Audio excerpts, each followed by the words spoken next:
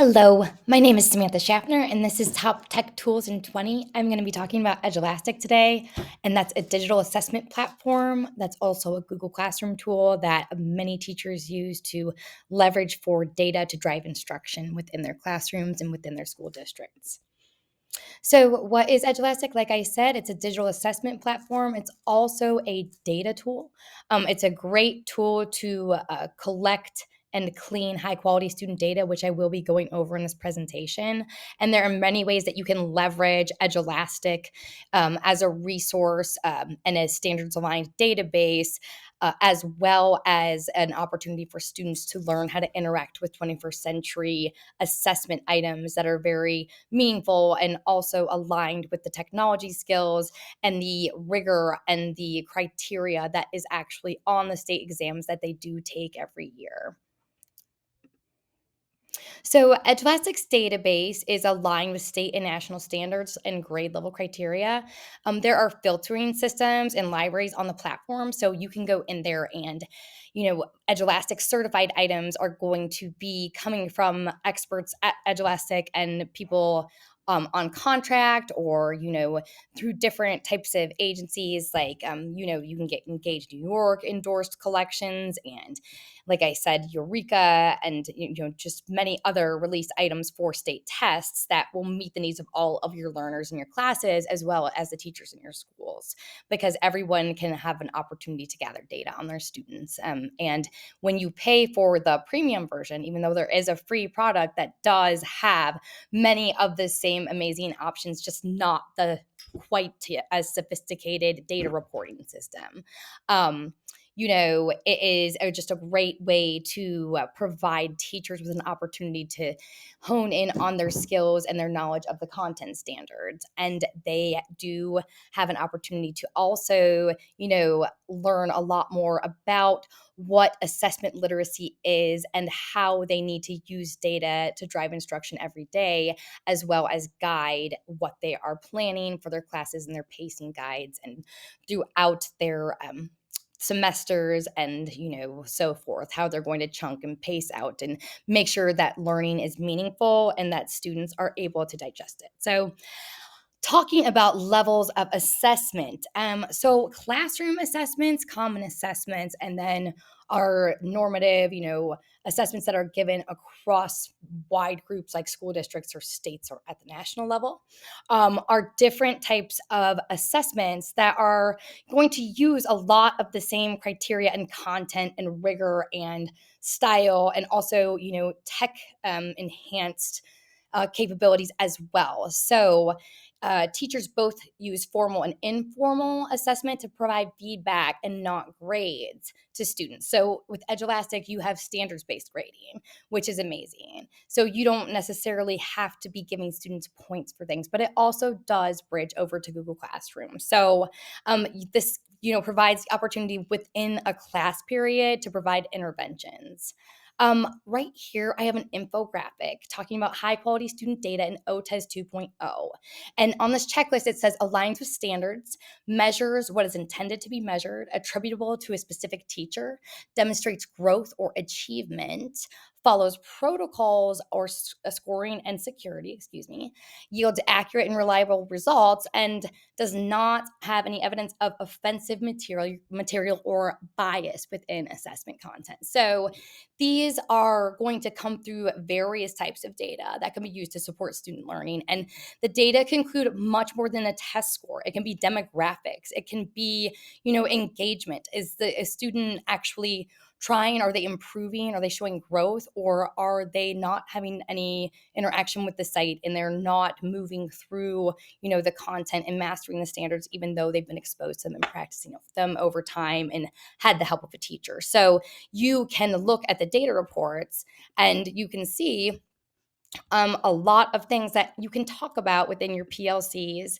especially within TBT meetings and also for strategic planning. So when you use the data available on Edulastic, there also is a live board that literally when you are giving an assessment in class, you can project it onto the, onto your Elmo or whatever you're using, and you can show your students. You can even anonymize it, and they can all be orange basketball and red apple and stuff like that. They do not have the names on them when you put it into view mode, but you can see where every student is on every question.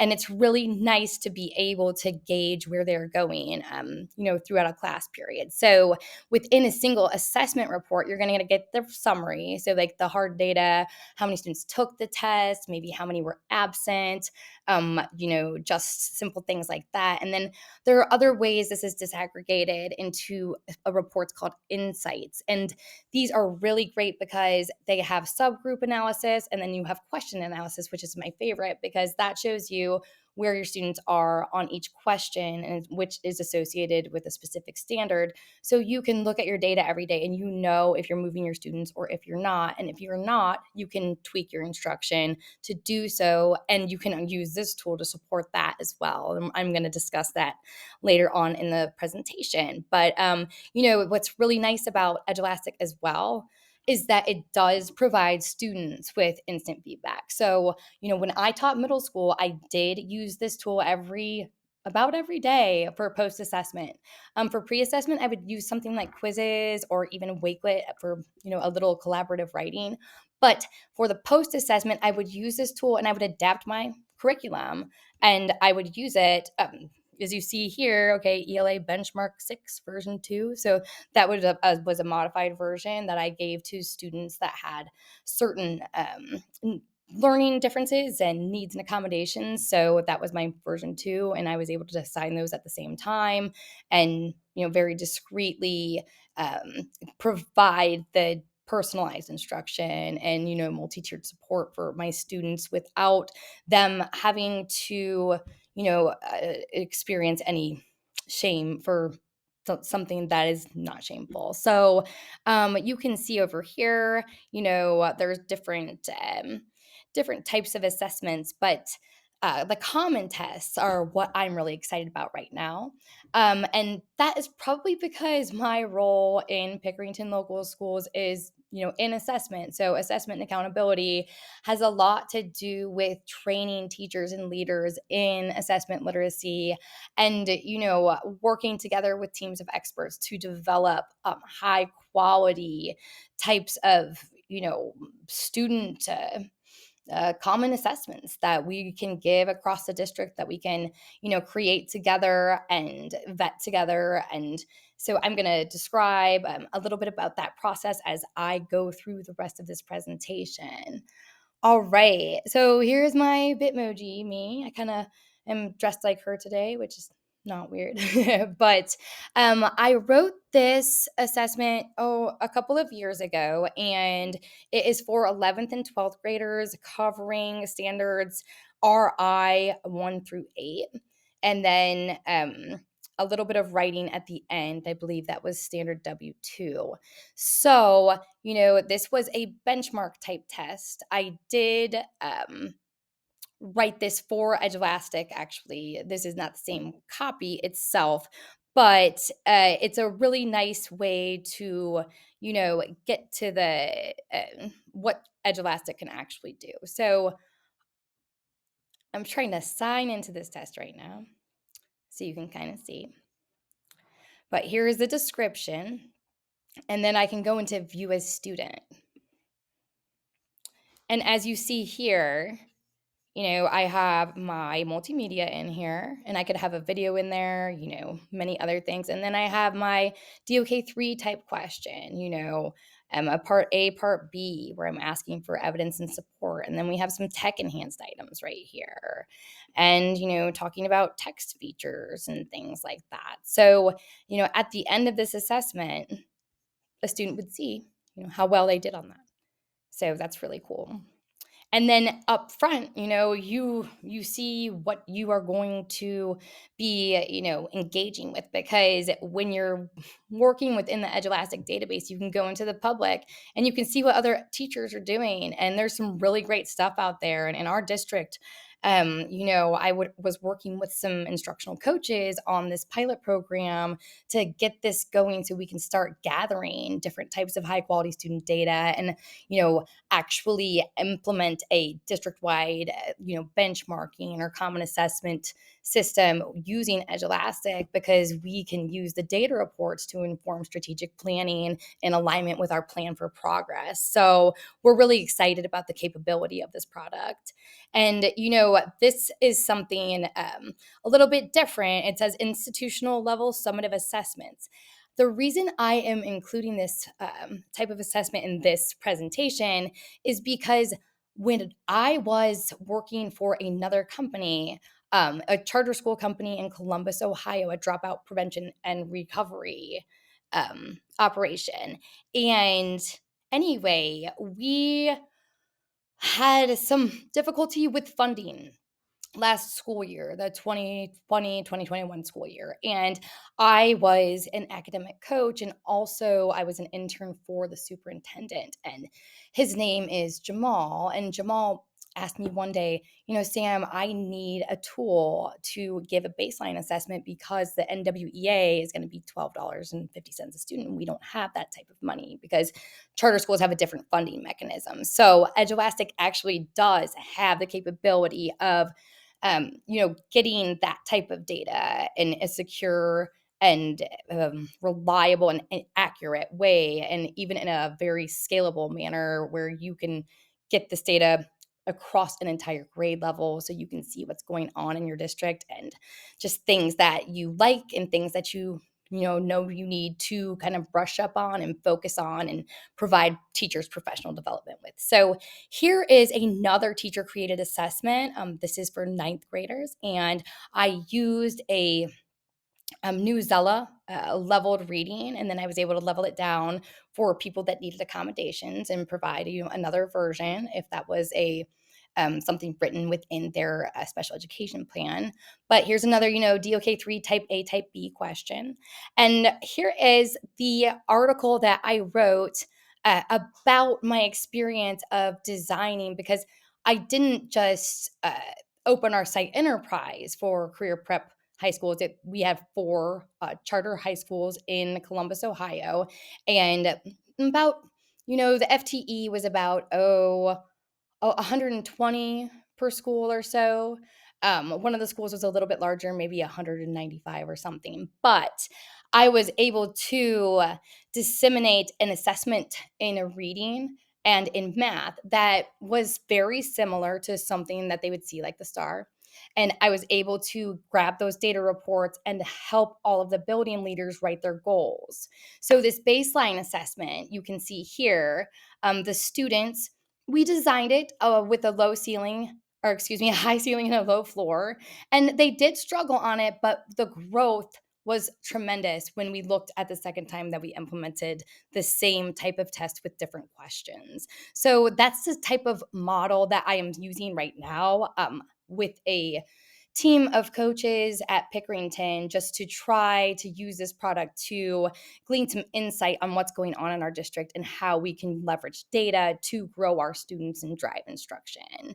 So, as far as high quality student data and OTES 2.0 are concerned, Edulastic informs teaching over time, because when you begin to build stamina and use it within your own curriculum, you can use your novels that you're reading in class and create playlists so students have that asynchronous piece as well, and they can go in and you can put in read alouds, you can put in videos of going over vocabulary or certain items about reading comprehension that are connected with certain standards that are a little bit more difficult for students, and provide that backup, for especially because they're coming out of a pandemic, and it's really hard to address all of the gaps that exist when you don't know where they're at.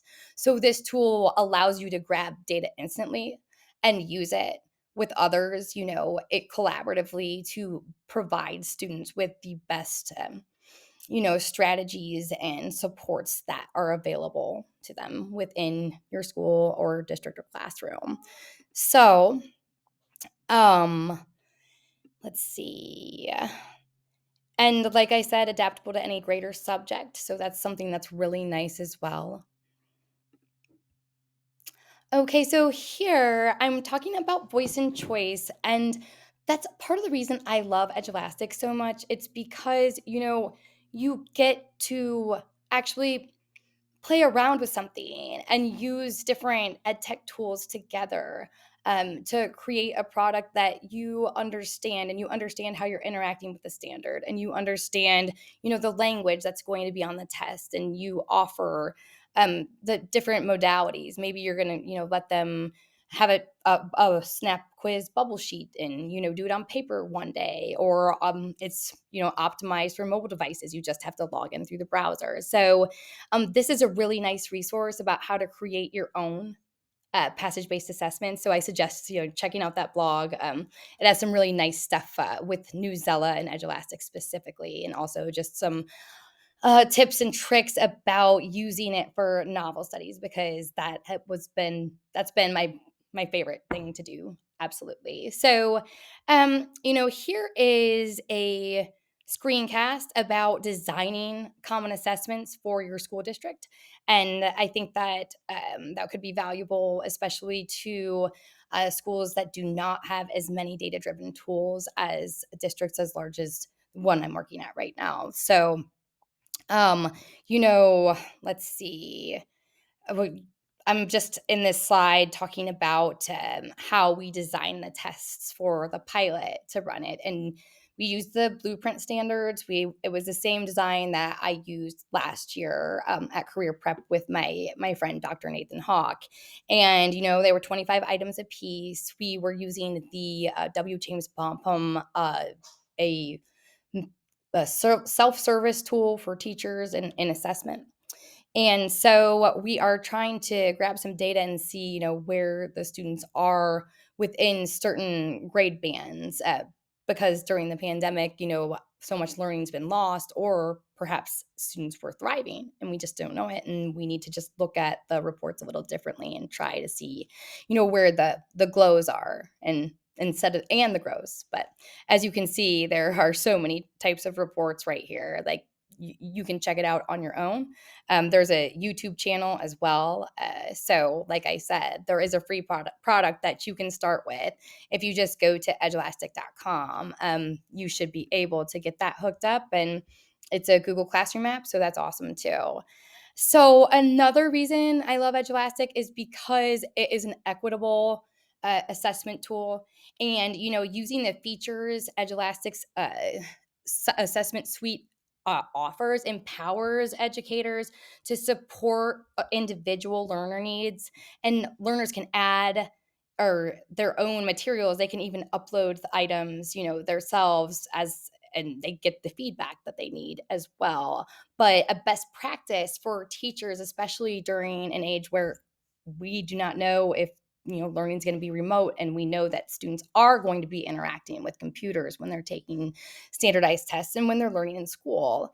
You can embed various types of multimedia and supportive videos with lessons and read alouds and certain things that you would not be able to offer with a traditional pencil and paper assessment. So, the assignments that I'm showing right here are just some more teacher created tests, and they're just, various types of multimedia used to support learners. And here is the just talking about the tech enhanced items. And here is showing how this works on a daily basis. So let's say I'm pre testing with quizzes, then they're going to watch an instructional video about vocabulary from the metamorphosis. And then the vocabulary is actually on this quiz, which is really nice. So, playlists for asynchronous support. And thank you so much for coming to my session today. I can be found on Twitter at Aunt Samantha Shaffner too. And, just check out Edulastic. I think that you will find that the amount of just released items makes it enough to want to, at least look into. But when you really look at what people can do with it and how much agency and voice and choice you can give your teachers within your district with it as well, and opportunities to, choose and use high quality student data, this is an amazing tool. So thank you again and have a great night.